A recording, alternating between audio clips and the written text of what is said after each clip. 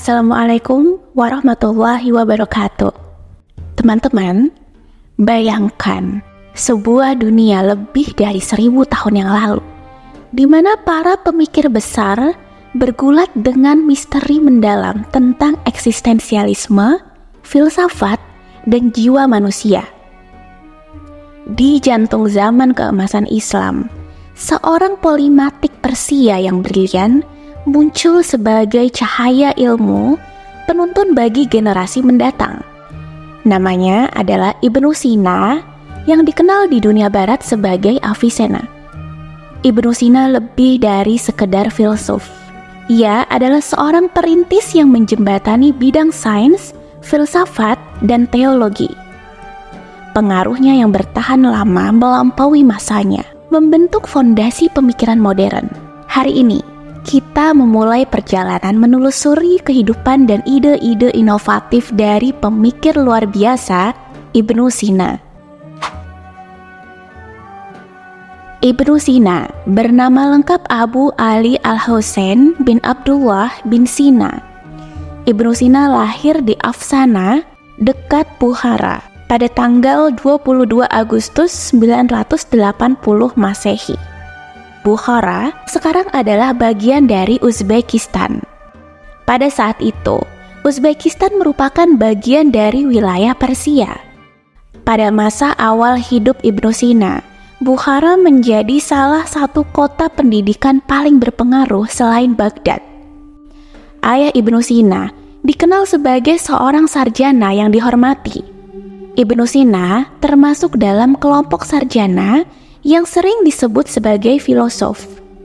Tradisi filsafat dimulai pada abad ke-9 melalui apa yang dikenal sebagai gerakan penerjemahan yang menjadi cikal bakal awal berdirinya Baitul Hikmah. Pada saat itu, teks dan dokumen dari seluruh dunia diterjemahkan ke dalam bahasa Arab, tidak terkecuali teks-teks Yunani. Oleh karena itu, filsuf Muslim terpapar dan sangat dipengaruhi oleh pemikiran filsuf Yunani, terutama pemikiran Aristoteles, tidak terkecuali dengan Ibnu Sina. Ibnu Sina sangat terpapar oleh perdebatan filsafat sedari dini. Ia mengawali pendidikannya dengan mempelajari Al-Quran dan sastra, diikuti oleh hadis dan ilmu-ilmu Islam lainnya, termasuk soal hukum Islam. Pada usia 10 tahun, Ibnu Sina telah berhasil menghafal Al-Quran. Ia kemudian mulai tertarik pada ilmu pengetahuan klasik Yunani dan ilmu pengetahuan lainnya. Di sini, tampaknya ayahnya memberikan dampak yang besar dalam hal pendidikan. Pada awalnya, ayahnya mengirim Ibnu Sina kepada seorang pedagang sayur India yang mengajarnya tentang aritmatika. Setelah itu, ia belajar ilmu fikih dari ahli fikih aliran Hanafi, Ismail Az-Zahid. Beberapa waktu kemudian, ayah Ibnu Sina mengundang seorang dokter dan filsuf bernama Abu Abdallah An-Natili ke rumah mereka untuk mendidik Ibnu Sina secara langsung. Bersama-sama, mereka mempelajari Eisagoyi karya Porfiri dan mungkin juga kategoris karya Aristoteles. Itulah mengapa ketika Ibnu Sina berusia 18 tahun, ia sudah sangat terdidik dalam ilmu-ilmu filsafat Yunani. Menurut catatan sejarah, Ibnu Sina tergolong seorang anak ajaib yang semenjak usianya yang sangat dini, sudah cepat melampaui semua gurunya. Setelah Ibnu Sina membaca Al-Majaz karya Ptolemy dan Elements karya Euclid, Natili menyuruhnya untuk melanjutkan belajarnya secara mandiri. Sebagian besar waktu yang dimiliki Ibnu Sina dihabiskan untuk belajar sepanjang hidupnya secara otodidak. Di usia 18 tahun, Ibnu Sina telah menjadi dokter berlisensi penuh serta mulai menulis teks-teks filsafatnya yang pertama. Pada 997 Masehi, Ibnu Sina mendapatkan panggilan dari penguasa dinasti Samaniyah di Persia, yakni Al-Amir Ar-Ridha Nuh II. Ibnu Sina diminta mengobati penyakit sang amir dan ia pun berhasil. Keberhasilan Ibnu Sina membuatnya menjadi orang yang dihormati di Kekaisaran Samaniyah. Bahkan, Ibnu Sina mendapatkan berbagai akses dan fasilitas, termasuk perpustakaan. Ibnu Sina adalah salah satu dari banyak ilmuwan Muslim yang secara langsung menulis komentar-komentar tentang karya-karya klasik Yunani dan juga mencoba menggabungkan ide-ide di filsafat Yunani ke dalam konteks atau teologi Islam. Hal ini seringkali membuat tidak puas para sarjana kalangan teologi ortodoks pada saat itu. Bisa dibilang kelompok ortodoks ini adalah kelompok yang berseberangan dengan apa yang ditulis oleh Ibnu Sina. Meskipun kedua kelompok ini secara pemikiran saling berseberangan, keduanya sebenarnya saling mempengaruhi satu sama lain, dan oleh karena itu pada masa tersebut berbagai pemikiran dapat berkembang maju, namun tidak membuat orang-orang yang terlibat di dalamnya saling memusuhi satu sama lain. Ibnu Sina dianggap sebagai sosok yang berhasil menggabungkan filsafat Yunani dan teologi Islam. Oleh karena itu, tidak aneh jika filsuf Muslim umumnya dibagi menjadi dua periode, yakni periode sebelum dan setelah Ibnu Sina. Ini menunjukkan betapa besar dampak yang diberikan Ibnu Sina dalam hal perkembangan ilmu filsafat Islam. Ibnu Sina adalah seorang polimatik yang menulis berbagai macam bidang ilmu, mulai dari metafisika hingga logika. Sebagian ilmu-ilmu yang menjadi bahan kajian Ibnu Sina ialah mulai dari ilmu alam, astronomi, musik, dan bahkan hingga kedokteran.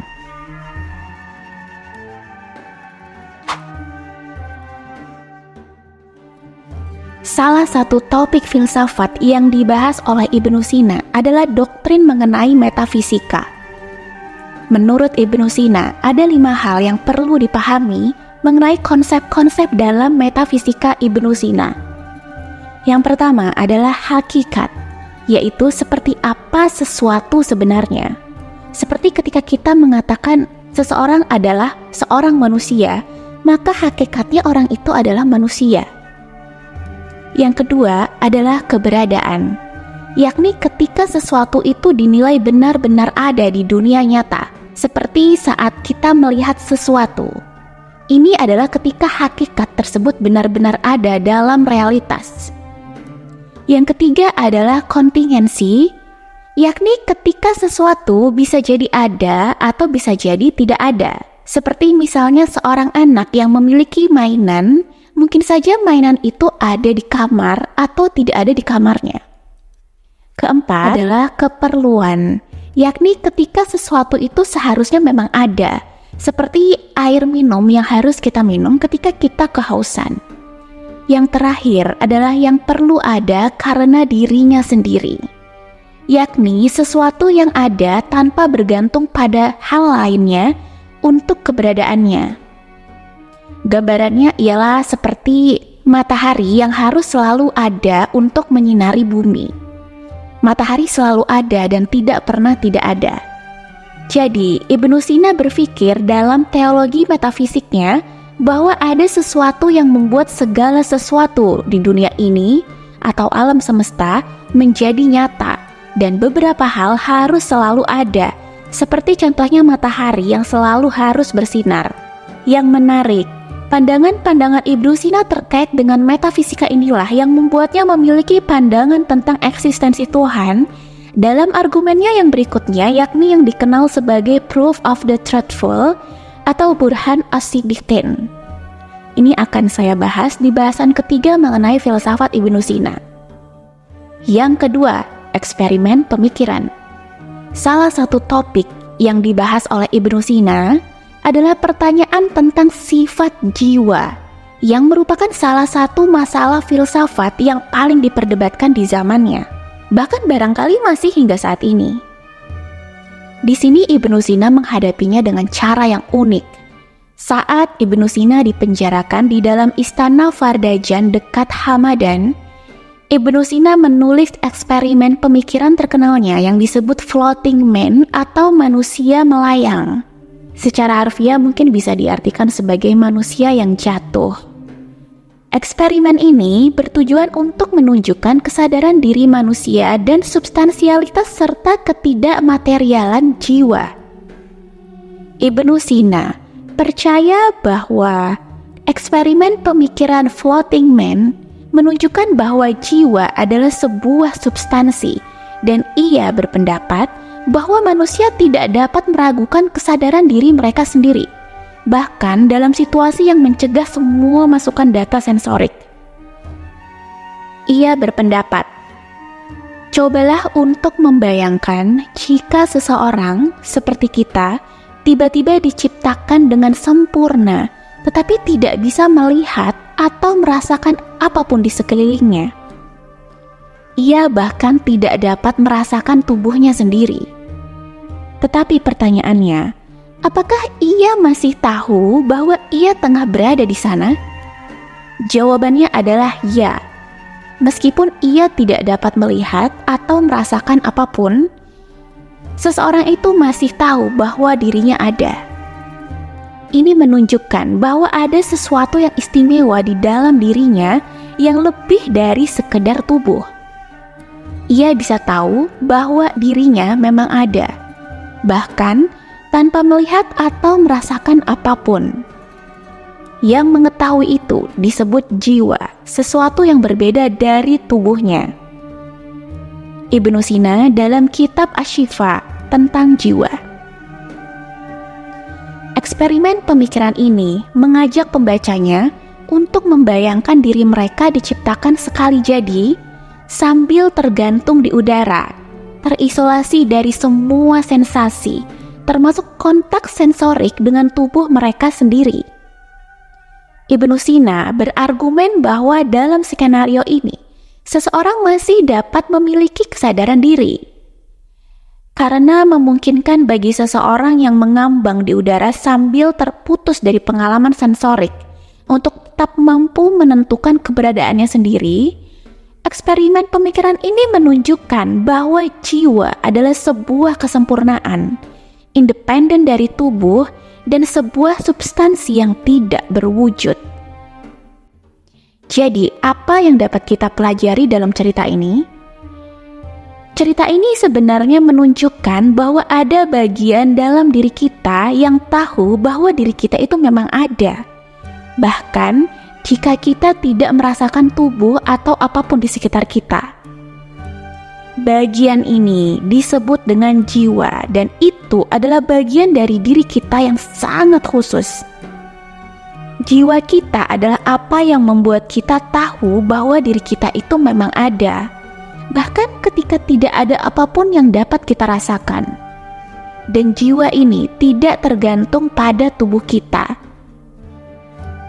Yang menarik dari eksperimen pemikiran Ibnu Sina ini, di sini Ibnu Sina berpendapat bahwa jiwa belum ada sebelum tubuh kita dilahirkan. Jiwa lahir bersama dengan tubuh, namun jiwa tetap akan bertahan bahkan setelah tubuh mengalami yang namanya kematian. Ini menjawab pertanyaan yang sering kali ditanyakan oleh sebagian besar dari kita tentang apa yang terjadi ketika seseorang meninggal dunia.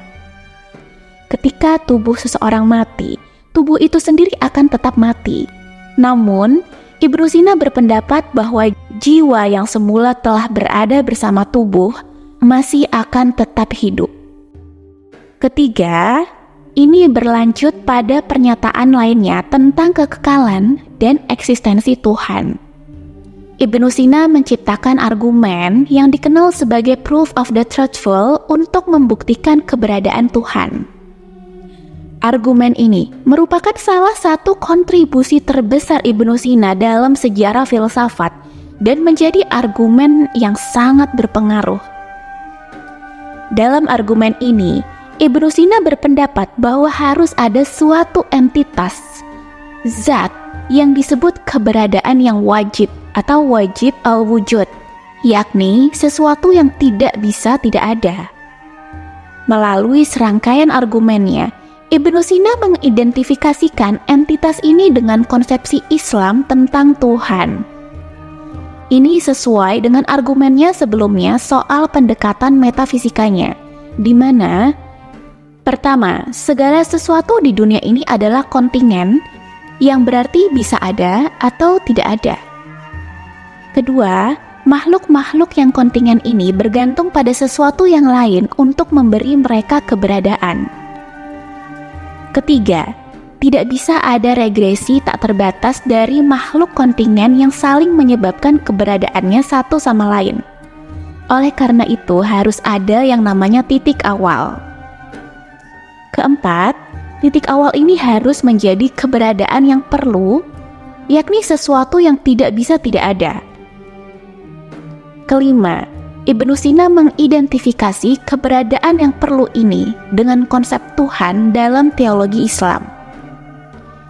Di sini, Ibnu Sina jelas menggunakan pemikiran eksistensial dan metafisikanya untuk menyatakan bahwa kita tidak dapat meragukan keberadaan diri kita sendiri. Dari sini, Ibnu Sina menyimpulkan bahwa kesadaran diri kita adalah bukti bahwa ada sesuatu yang pasti ada, yaitu jiwa. Namun, ia lebih lanjut berargumen bahwa jiwa juga tidak bisa menjadi akar dari eksistensinya sendiri. Sehingga ada entitas yang lebih tinggi yang memberikan eksistensi kepada jiwa, dan entitas ini adalah zat, yaitu Tuhan.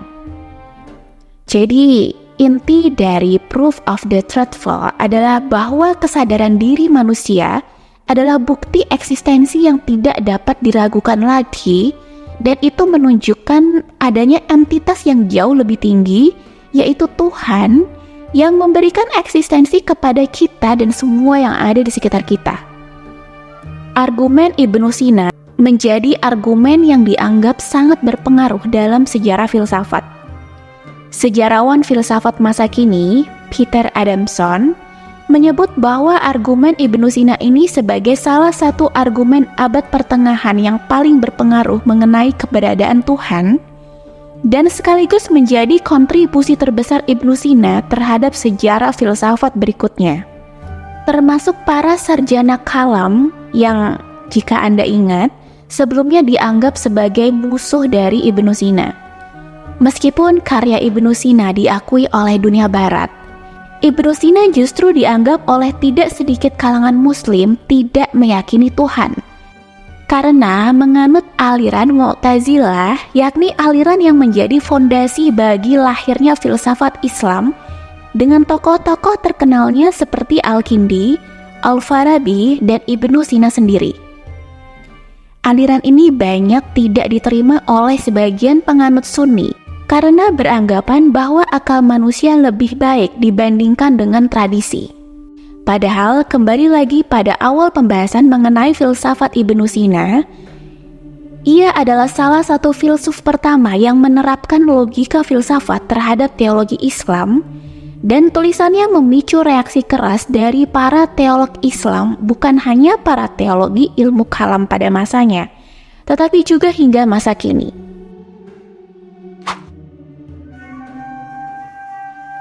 Tentu saja, Ibnu Sina bukan hanya seorang metafisikawan seperti yang sebelumnya saya ceritakan.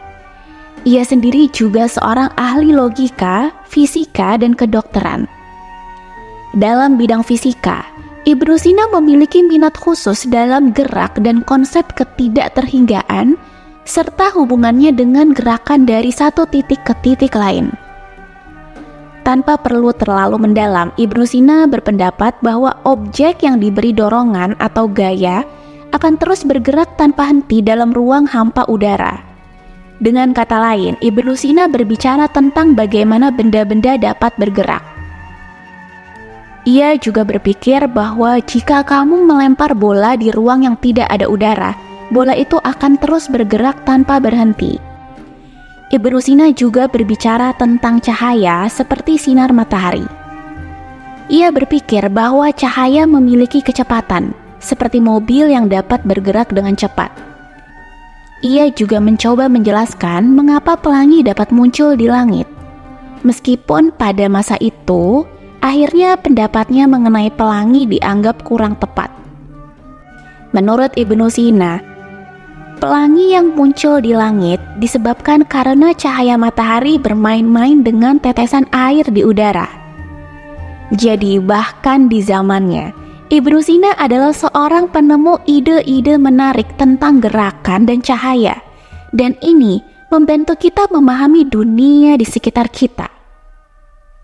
Tidak banyak yang tahu bahwa Ibnu Sina sebenarnya sudah memikirkan konsep seperti ini ratusan tahun sebelum konsep yang sebenarnya ditemukan oleh para ilmuwan modern. Tidak hanya itu, karena profesi utama Ibnu Sina adalah seorang dokter, Ibnu Sina benar-benar menguasai ilmu kedokterannya.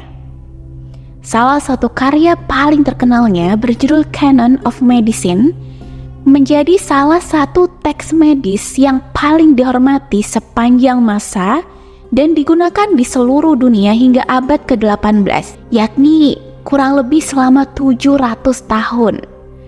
Jadi tidak aneh jika Ibnu Sina lebih dikenal sebagai bapak kedokteran modern. Ibnu Sina sebenarnya menulis beberapa karya lain, seperti buku terkenalnya yang berjudul The Book of Healing, yang membahas aspek-aspek lebih filosofis dari pemikirannya. Diduga, Ibnu Sina telah menulis sebanyak 450 judul buku. Namun, yang tersisa hingga saat ini hanyalah 240 judul. Ibnu Sina benar-benar berhasil mencapai banyak hal dalam hidupnya yang sebenarnya relatif singkat. Sepanjang hidupnya, Ibnu Sina tidak menikah dan ia kemudian jatuh sakit di usia 58 tahun sebelum akhirnya meninggal di bulan Ramadan 1037 Masehi. Tidak banyak sumber yang membahas mengenai dirinya kecuali buku autobiografinya yang ditulis dengan cara didiktekan kepada muridnya yang bernama Al-Juzjani. Tentang Ibnu Sina, ia adalah salah satu tokoh paling pintar di dalam sejarah. Ibnu Sina memiliki pemikiran yang luar biasa tentang Tuhan dan ilmu pengetahuan umum lainnya. Ia menunjukkan bahwa ilmu pengetahuan, terutama dalam pembahasan kali ini adalah mengenai filsafat dan agama, dapat hidup berdampingan dengan baik. Jadi, kita patut berterima kasih kepada Ibnu Sina atas kontribusinya yang besar pada pemikiran dan ilmu pengetahuan manusia. Terima kasih karena telah mendengarkan paparan kali ini. Mohon maaf jika masih terdapat kekurangan dalam penyampaian dan interpretasi mengenai filsafat-filsafat yang digaungkan oleh Ibnu Sina. Sampai bertemu pada episode berikutnya. Wassalamualaikum warahmatullahi wabarakatuh.